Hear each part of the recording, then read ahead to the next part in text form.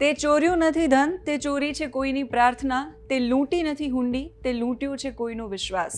આ પ્રકારની કવિતાઓ અને આ પ્રકારની વાતો છેલ્લા ઘણા સમયથી ચાલી રહી છે. એટલા માટે ચાલી રહી છે કે રામ મંદિરમાં પહેલાં દાન ચોરીનો મુદ્દો સામે આવ્યો, ગુજરાતમાં અંબાજીમાં ચોરીનો મુદ્દો સામે આવ્યો, વૈષ્ણોદેવી મંદિરમાં ખોટી નકલી ચાંદી ચડાવવામાં આવી, એવા સમાચાર સામે આવ્યા.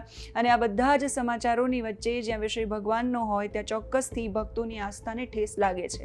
અને એમાંય ઘા પર મીઠું ભભરાવા જેવું કામ કર્યું છે વિધાનસભા યુપીની, જેના અધ્યક્ષ છે સતીશ મહાના. એમણે ભારતીય જનતા પાર્ટીના ધારાસભ્ય છે, ન્યૂઝ લીડર કરીને એક પ્લેટફોર્મ છે જેને ઇન્ટરવ્યૂ આપી રહ્યા હતા અને ઇન્ટરવ્યૂ દરમિયાન સવાલ કરવામાં આવ્યો તો રામ મંદિરમાં દાન ચોરી છે એના મુદ્દા પર એમણે એવું કહ્યું કે રામ મંદિરની અંદર જે લોકોએ દાન કર્યું છે એમાંથી અમુક લોકોએ જેમણે શ્રદ્ધાથી, જેમણે સાચી શ્રદ્ધાથી કે સાચા ભાવથી દાન નથી કર્યું, એમનું જ દાન ચોરી થયું છે.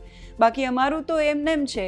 અને એ વાતનું પ્રમાણ છે આ મંદિરનું જે ભવ્ય નિર્માણ છે, મંદિર જે ભવ્ય રીતે ઊભું છે એનું પ્રમાણ આપે છે કે અમારું દાન એમનેમ છે. બાકી જેણે સાચી શ્રદ્ધાથી નથી આપ્યું એનું દાન ચોરી થઈ ગયું છે. સાંભળો પહેલા धारासभ्य सतीश महाना ने. लेकिन उन्हीं का जिनका पैसा चोरी हुआ, मुझे लगता है कि शायद उन्होंने सत्य श्रद्धा पूर्वक भाव के साथ भगवान के मंदिर में अर्पित नहीं किया होगा, इसलिए उनका पैसा चोरी हो गया. हमारा पैसा चोरी नहीं हुआ, हमारा पैसा मंदिर में लगा है और मंदिर का भव्य स्वरूप इस बात का प्रमाण है. एमना निवेदन પછી વિપક્ષે એમના નિવેદનને વખોડ્યું, એમને સોશિયલ મીડિયા પર ભારે ટ્રોલ કરવામાં આવ્યા અને પછી જ્યારે સમાચાર સંસ્થા એએનઆઈનો એક પ્રતિનિધિ એમનું ઇન્ટરવ્યૂ કરવા જાય છે, એમની प्रतिक्रिया लेवा जाए છે, ત્યારે એ શું કહી રહ્યા છે સાંભળો. हो सकता है कि अगर जो पैसा वापस मांग रहा है, कोई दान दिया हुआ पैसा आज तक कभी किसी ने वापस मांगा है क्या?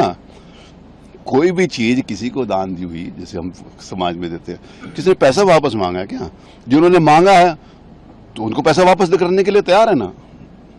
वो जो जैसे मैंने कहा कि मैंने भगवान के चरणों में थोड़ी सी धनराशि, एकदम छोटी सी धनराशि समर्पित करी है.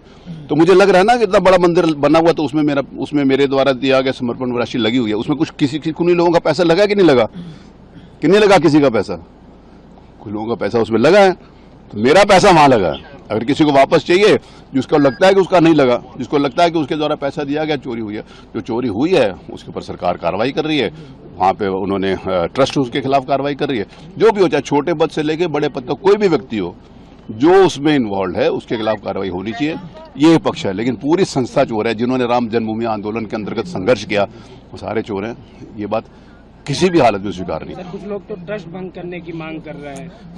जिनको उनको क्या मतलब, वो उनको ट्रस्ट बंद करने सर, छोटे बड़े वीडियो भी सामने आ रहे हैं जिन्होंने, अरे जिनको लोगों की मांग के हिसाब से होगा. मैंने कहा जिन्होंने राम मंदिर के अंतर्गत, मैंने किया, मैं लगा था ना राम मंदिर के अंदर, ये जो ट्रस्ट बंद करने का मांग कर रहे हैं, ये कौन राम जन्मभूमि के पक्ष में कौन था? वो आए ना आगे. जो राम मंदिर के पक्ष में थे वो तो शुरू से चाहते थे बंद हो जाए. वो तो कभी भी नहीं चाहते थे कि राम मंदिर बने.